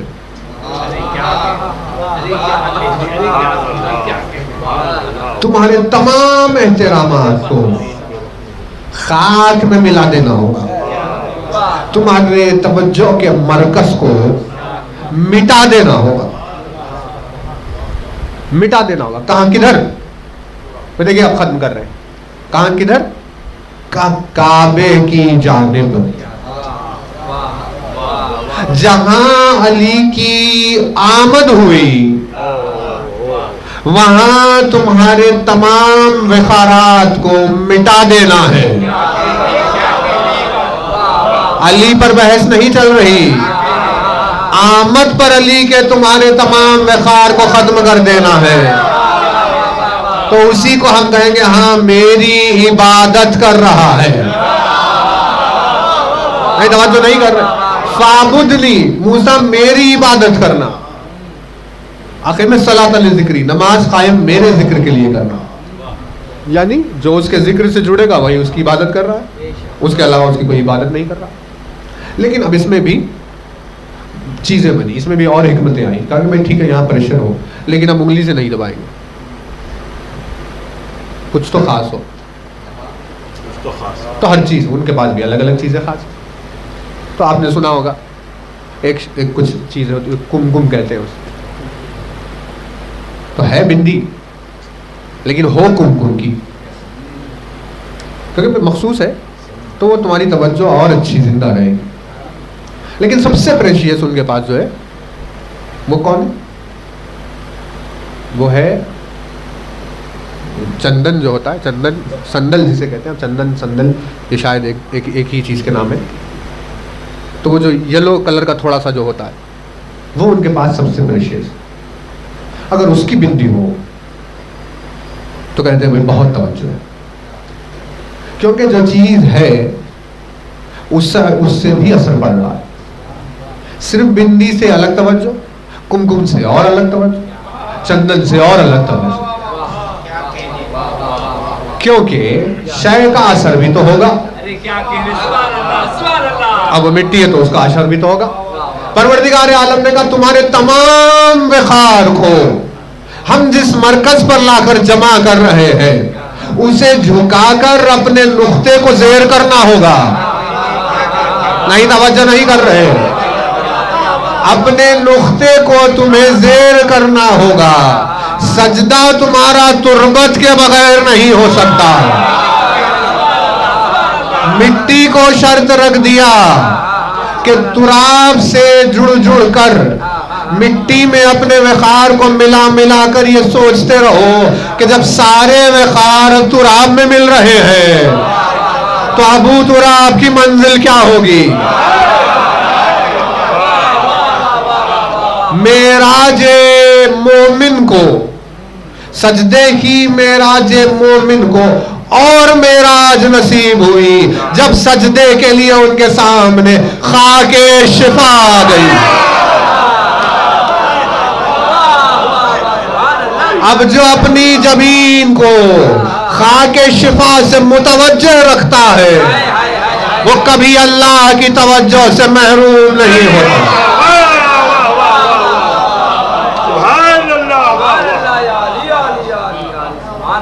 دیر ہو گئی، دیر ہو گئی. دیکھیں پیپر ہاتھ میں،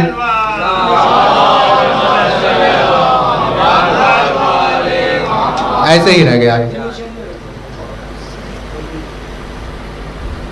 ٹھیک ہے، ہم اسے دیکھیں، یہ اس خطبے کی شاید خاصیت ہے کہ کبھی بھی ایک ساتھ اسے پڑھا نہیں جا سکتا. شاید یہ اس خطبے کی تاثیر ہے، کیونکہ ہم نے جتنی مرتبہ کوشش کی ہے ہر بار ایک ہی جملے میں بات ختم ہوئی. شاید اس کی مرضی یہ ہے کہ اسے ایک جملے کی طرف توجہ ہو. بار بار اسے دہرایا جا رہا ہے نا.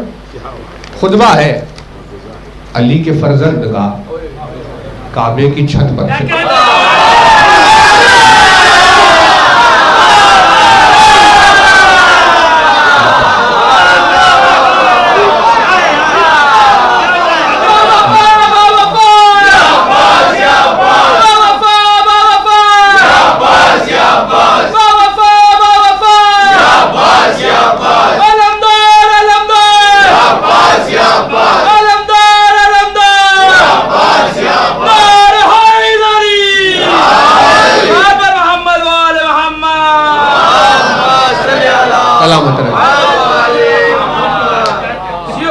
آپ سلامت کعبے کی چھت پر سے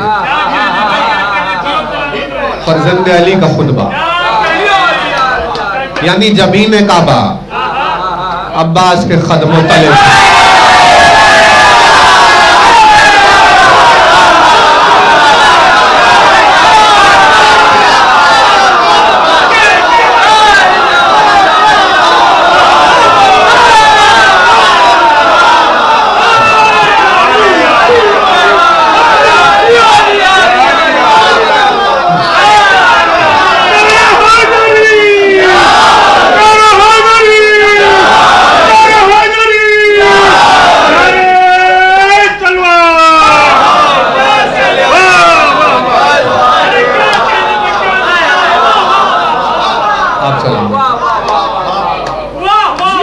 وہ عباس کے قدموں تلے تھی جبین کعبہ جو تھی. حالانکہ جبین کعبہ عباس کے قدموں تلو ہے، قدموں تلے، لیکن خطبے میں ذکر علی کے قدموں کا کیا ہے. نہیں توجہ نہیں ہے. کیا وفا ہے، کیا شان وفا ہے. چھت پر کعبے کے، یعنی عباس کے قدم کعبے کے چھت پر اور ذکر ہو رہا ہے. ایک نعرہ خاص ہے, ٹوٹے دلوں کی آس ہے, ہم سب کی جان ہے, باوفا باوفا,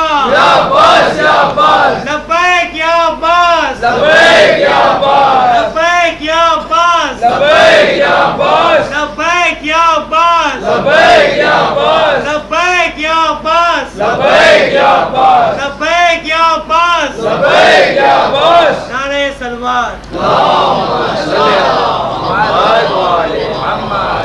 اسے مقام مل گیا توجہ کا, کیونکہ نتیجہ آتے آتے یہ بات آپ پر بھی واضح ہو جائے گی کہ بھئی نصیب تھا کعبے کا نصیب.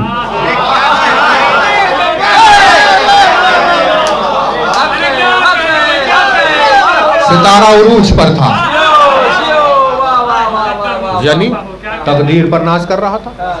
بھئی کیا ہو گیا, چھت پر جا کر,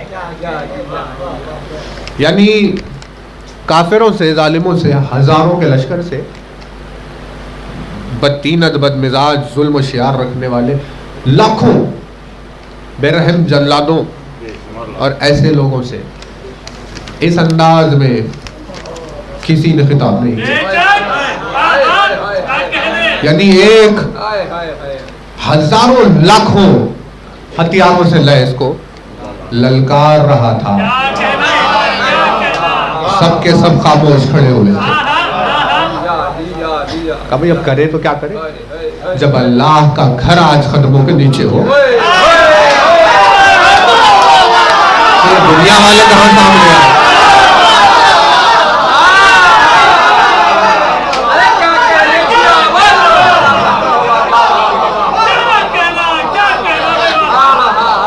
اس روز کی بات تھی, اس کے مقدر کی بات تھی. ارشاد فرمایا بسم اللہ الرحمن الرحیم, الحمدللہ الذی شرف ھذا, اور اشارہ بیدہ الی بیت اللہ. یہ خطبے کا جملہ نہیں ہے, یہ ڈسکرپشن ہے, یہ جو بیچ میں لکھا ہوا. جملہ کیا ہے خطبے کا؟ الحمدللہ الذی شرف ھذا. ترجمہ ہے صاحب حمد وہ جس نے اسے شرف بخشا. اور یہ جو بریکٹ میں یعنی یہ جو لکھا ہوا ہے وہ اشارہ بیدہ الی بیت اللہ, اس کا مطلب ہے کہ یوں اشارہ کیا اور کہا.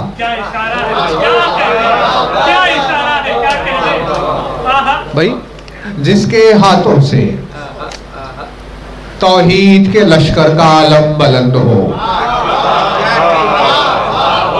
اگر کعبۃ اللہ اس کے اشارے میں یوں ہو جائے,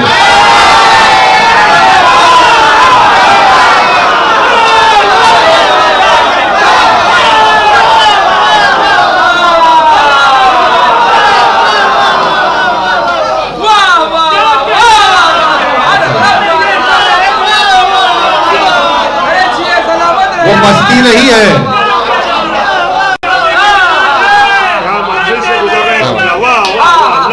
وہ پستی نہیں ہے, بلکہ وہ سجدہ ہے جو معراج کی طرف لے کر جا رہا ہے. الحمدللہ الذی شرف ھذا, صاحب ہم نے وہ پروردگار جس نے اسے کعبے کو ھذا کہا. لفظ ھذا تو کامن ہے ہمارے ہاں, کعبے کو ھذا کہا. قرآن نے بھی مخصوص مقامات پر استعمال کیا ھذا کا. الحمدللہ الذی ھدانا لھذا, رسول اکرم نے بھی ھذا کا استعمال کیا. غدیر کے میدان میں علی کے لیے ھذا کہا. جب رسول ھذا کہہ رہے تھے تو ھذا یوں تھا. میں توجہ نہیں کرتا.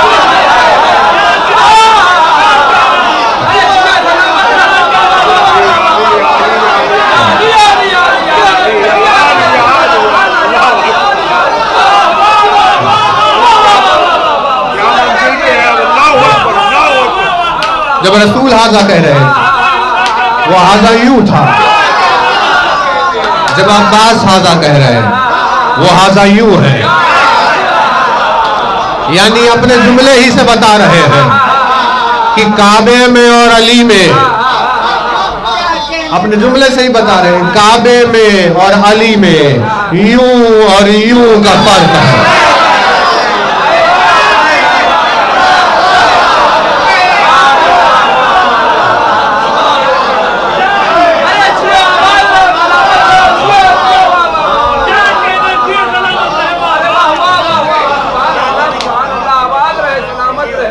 علی کے وجود میں اور کعبے میں یوں اور یوں کا فرق ہے۔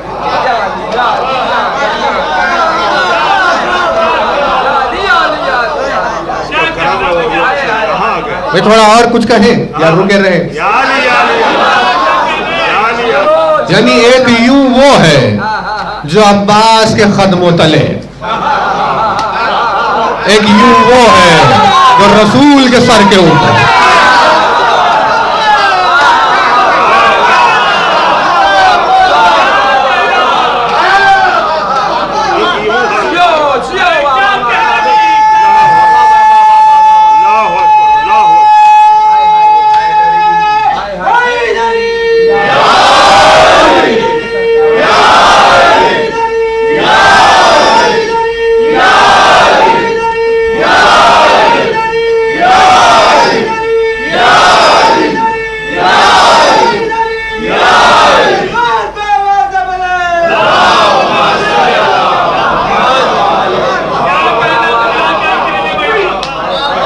الحمدللہ الذی شرف ھذا، صاحب حمد ہے وہ جس نے اسے شرف بخشا بخدوم ابیہ،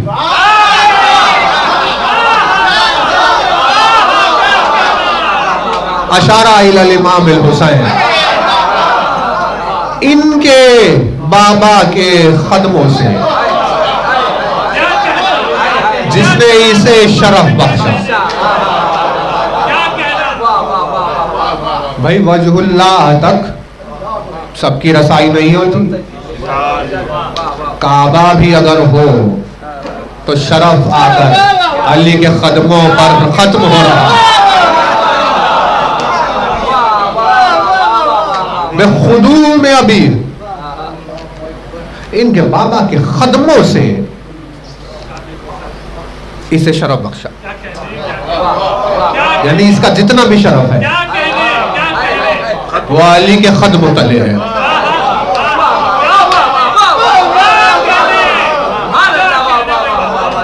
جتنا بھی اس کا شرف ہے وہ علی کے قدموں سے ہے، حالانکہ نقطہ تو چہرے پر ہوتا ہے، شرف کعبے کا قدموں سے ہے۔ کعبہ زمین پر نقطہ توحید ہے۔ اب یہ خیر یہ سب دیکھیے جنرل باتیں، کعبہ جو ہے آپ دور سے اگر دیکھیں گے تو کیا ہے؟ نقطہ ہی تو ہے۔ اور دور جائیے زمین کیا ہے؟ ایک نقطہ ہی تو ہے۔ اور دور جائیے سولار سسٹم کیا ہے؟ ایک نقطہ ہی تو ہے۔ اور دور جائیے ملکی میں کیا ہے؟ ایک نقطہ ہی تو ہے۔ اور دور چلی جائیے یہ کائنات کیا ہے؟ یہ نقطہ ہی تو ہے۔ یعنی نقطے کے سوا کائنات میں کچھ بھی نہیں ہے۔ جس کے پاس آنکھ ہے اسے ہر جگہ نقطہ ہی دکھے گا، اور جو اندھے ہے اسے نقطہ کہیں دکھائی نہیں دے گا۔ عجیب معجزہ علی پھیلا ہوا بھی ہے، نقطہ بھی ہے۔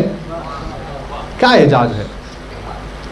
من کانا بالامس بیتن اصبح قبلہ، شرف بخشا ان کے بابا کے قدموں سے۔ رات تھی بیت تھا، 12 کی رات تھی بیت تھا، 13 کی صبح ہوئی قبلہ ہو گیا۔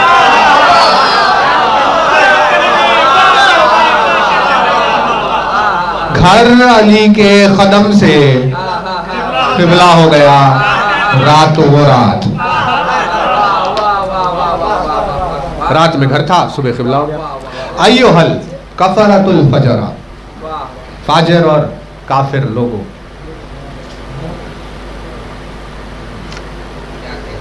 ایھل کفرۃ الفجر، فاجر اور کافر لوگوں. اتصدون طریق البیت لامام البررہ، بریت کے امام کے لیے تم حائل ہو جاؤ گے راستے میں کعبے کے؟ یعنی بریت کا امام کعبے کو نہ آئے، تم یہ کرو گے. من ہوا احق بہ من سائر البریۃ ومن ہوا ادنا بہ. ادنا کون ہے اس کے سوا جو اس گھر سے قریب ہو سوائے ہے. توجہ ہے؟ دیکھیے وقت نہیں ہے. ولولا حکم اللہ الجلی واسرارہ العلی واختبارہ البری لطار البیت الیہ قبل ان یمشی لدیہ. اگر اللہ کی حکمت، جلی کی حکمت اور علی کے اسرار نہ ہوتے درمیان میں، تو تم دیکھتے کہ اس سے پہلے کہ حسین چلتے ہوئے یہاں آئے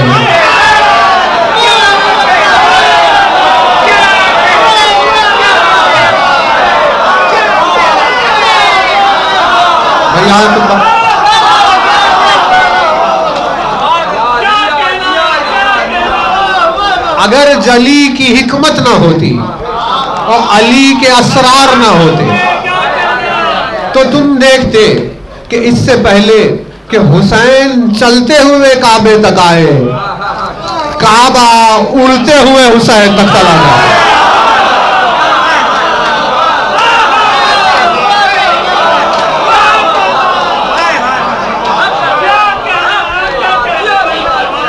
لطار البیت الیہ، وہ چل کر اس طرف آئے، اس سے پہلے کعبہ اڑ کر حسین کی طرف جائے. تم کس کے لیے راستہ روک؟ وقد استلم الناس الحجر والحجر یستلم یدیہ. بھاگے جاتے لوگ حجر اسود کی طرف کہ اسے تسلیم کرتے، لیکن اگر یہ جلی کی حکمت اور علی کے اسرار نہ ہوتے تو تم دیکھتے کہ حجر دوڑتے ہوئے آ کر ان کے ہاتھوں پر گر پڑا. میں دیکھیے ہے بہت اور ساری چیزیں. ولو لم تکن مشیت مولائی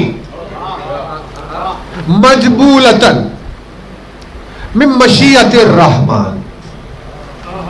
مجبول جو لفظ ہے، مجبول جیم بے لام، جبل پہاڑ کو کہتے ہیں. اسے استعمال کیا جاتا ہے جبل کو ویٹ کے معنی میں، ویٹ، تاکہ کسی چیز کو بکھرنے سے بچائے. پیپر رکھ دیا آپ نے، ہوا سے کہیں اڑ نہ جائے. جبل، پہاڑ کو جبل کہا گیا. اللہ نے زمین کو زلزلوں سے، بیلنس کے آؤٹ ہونے سے بچانے کے لیے پہاڑوں کے ویٹ سے روکا، تو جبل پہاڑ کو کہتے ہیں. مجبول زمین ہے نا، زمین مجبول یعنی جس پر اثر ہو رہا ہے وہ زمین ہے. مجبول توجہ نا، پہاڑ جبل ہے، زمین مجبول ہے. یعنی ویٹ پہاڑ ہے، جس کا بیلنس باقی ہے وہ زمین ہے. جبل ویٹ، مجبول جو قائم ہے. مجبول کلیئر ہو گیا. ولو لم تکن مشیت مولائی مجبولۃ من مشیت الرحمن. اگر میرے مولا کی مشیت کو میرے مولا کی مشیت کو اگر رحمان کی مشیت آ کر نہ روکتی، نہیں توجہ نہیں کر رہے، یعنی میرا مولا سید الشہداء کو کہہ رہے میرے مولا کی مشیت کو تھام لیا، روک لیا، اللہ کی مشیت نے نہیں، رحمان کی مشیت نے۔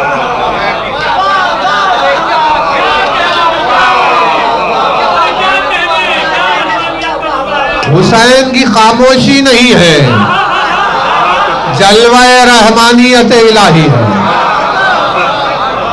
ذوالفقار نیام میں نہیں ہے، جلوہ رحمانیت الہی ہے۔ یعنی ہے توجہ، توحید کو مستحکم رکھنے کے لیے 14 پہاڑوں سے اسے بیلنس، اس کے قرار کو باقی رکھا گیا 14 پہاڑوں کے ذریعے سے۔ سمجھ میں آتی ہے بات؟ معبود کی معبودیت کو سنبھالنے کے لیے بندے آگے آئے، کچھ سمجھ میں آ رہا ہے؟ نہیں توجہ نہیں کر رہے۔ کیا عالم ہوگا حسین کے جلال کا کہ اگر یہ جلال حسین کو آ کر رحمان نہیں سنبھالتا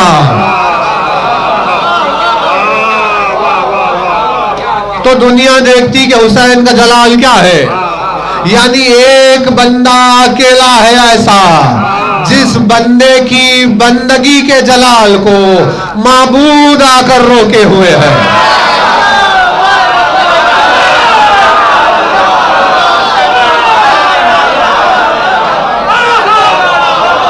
اب الفاظ آپ کے حوالے کر رہے ہیں۔ اس کی توحید مجبول، حسین کا نام جبل، جلال حسین مجبول، مشیت رحمان جبل۔ رحمان نے روکا ہے حسین کو، رحمان نے روک لیا ہے، ورنہ اگر نہیں روکتے تو حسین سب کو قتل نہیں کرتے، ذوالفقار سے ایک لمحے میں حسین نہیں قتل کرتے۔ اگر رحمان حسین کو نہیں روکتا، ہاں اگر رحمان حسین کو نہیں روکتا، مولا مجبولۃ بمشیۃ لوقعت علیکم کالصخر الغضبان علی عصافیر الطیران۔ اگر رحمان حسین کو نہیں تھامتا،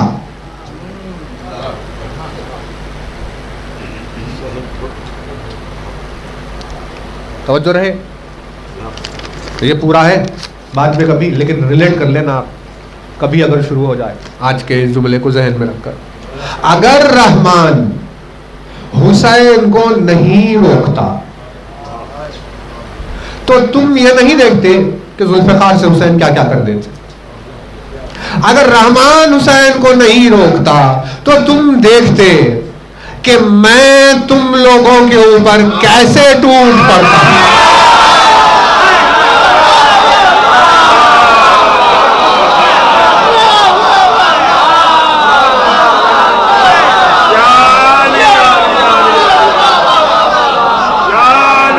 ارے تو صمد ذات ہے، لیکن کیا کہنے تیری سفارش کے، تو نے عباس کو روکنا چاہا تو حسین کے ذریعے سے روک دیا۔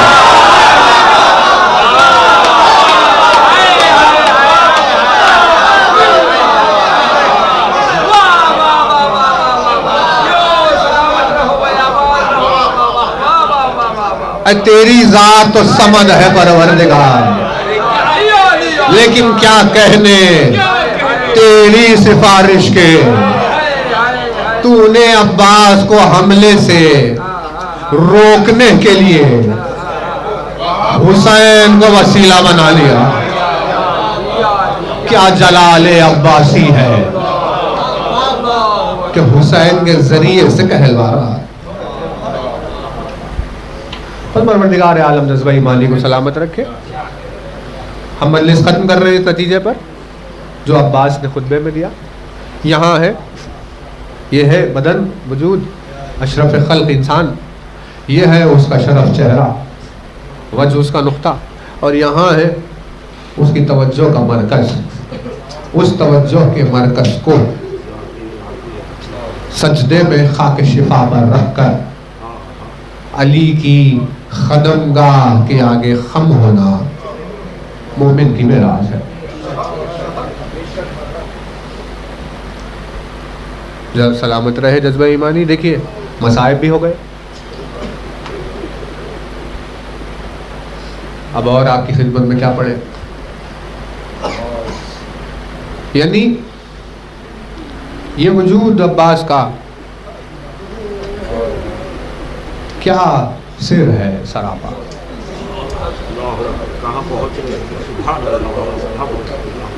حسین کے جلال کو اللہ نے، رحمان نے روکا تو عباس کی تلوار نے یعنی یہ سلیقہ ہے، یہ سنت ہے توحید کی، یہ مزاج ہے اس کا.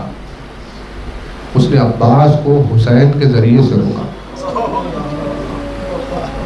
یعنی جلال عباس کو ظاہر کر رہا ہے کہ عباس کس جلال کا نام ہے، کہ اللہ نے وسیلہ اور سفارش حسین کو بنایا. بندے کی مجلس ہو گئی، واقعات آپ نے سنے ہوئے، ہم کیا کریں. ایک منظر ایسا ہی تو تھا کہ جب لشکر یزید نے کہا کہ خیموں کو فرات کے کنارے سے ہٹایا جائے،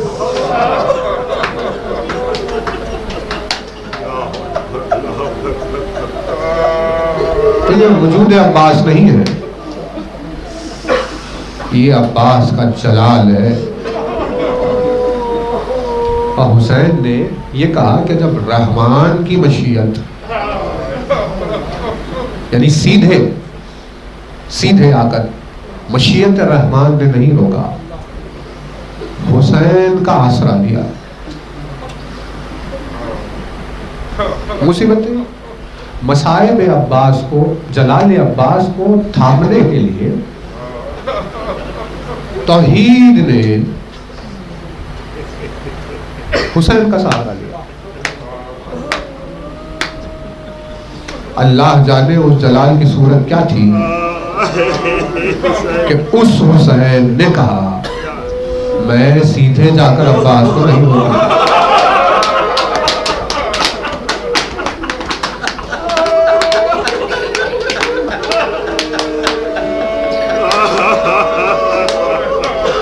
خداوند عالم اس گزرتی ہوئی شب کے وسیلے سے ہمیں رونے کا سلیقہ عطا فرمائے، ہمیں غم حسین منانے کا سلیقہ عطا فرمائے. رحمان نے جس عباس کو حسین کے ذریعے سے روکا، وہ حسین کہہ رہا ہے کہ میں سیدھے عباس کو نہیں روکوں گا. یہ منزل جلال عباس تھی. ایک مرتبہ حسین خیمے میں آئے اور آ کر اپنی بہن سے کہا زینب دین الہی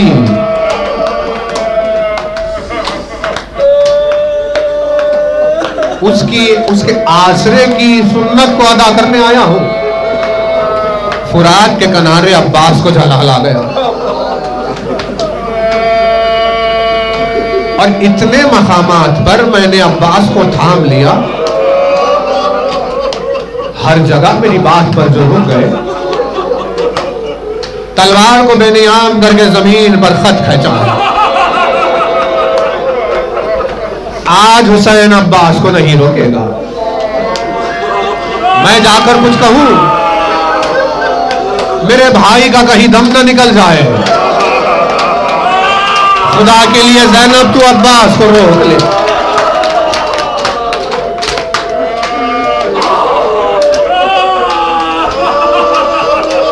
आए बहन का भी क्या इम्तिहान था, ज़ैनब को भी किस मंजिल से गुजरना था। आवाज दे फिजा, जाकर मेरे भाई से कहो मैंने याद किया। फिजा ने आकर कहा कि आका आपको अली की बेटी ने याद किया। जलाल का रुख बदला, आंखों में गैज़ व गज़ब जो था, जिस आंखों में अभी बिजली चमक रही थी, आजिज़ी और इंकिसारी से झुक गई। खैमे में दाखिल होकर का शहजादी जो आपको कहना है जल्द बयान कहिए। लश्कर अजीज आया हुआ, वो चाहते हैं कि खैमों को फुरात से हटाएं। ये सुनना था। ज़ैनब ने कहा कि मेरे भैया अब्बास, मौला हुसैन की भी यही मर्जी है।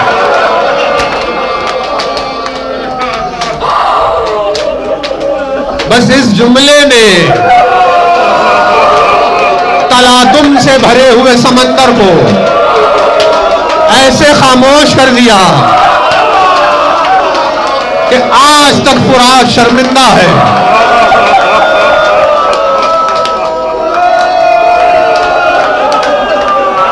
बस मसाइब तमाम हो गए। जिन हाथों से खैमों को नस्ब किया था, उन्हीं हाथों से खैमों को उठाया। ये करबला के मैदान का मंजर था। बस एक ऐसा ही मंजर आज की रात भी हुआ कि जब हुसैन का काफिला बाहर जा रहा था, अब्बास ने तलवार को बेनियाम करके कहा, खबरदार, बनी हाशिम का घराना सवार हो रहा है। अरे अब्बास की आवाज के जलाल से मदीने की फिजाओं में लर्जा फैला हुआ था। शान और शौकत और शिकों से ज़ैनब सवार हो रही थी। इसी मदीने में जब पलट कर वापस आई, फरियाद करती रह गई, कहां है मेरे शेरों, कहां है मेरी इस्मत के मुहाफिजों, ज़ैनब के पर्दे के निगहबान।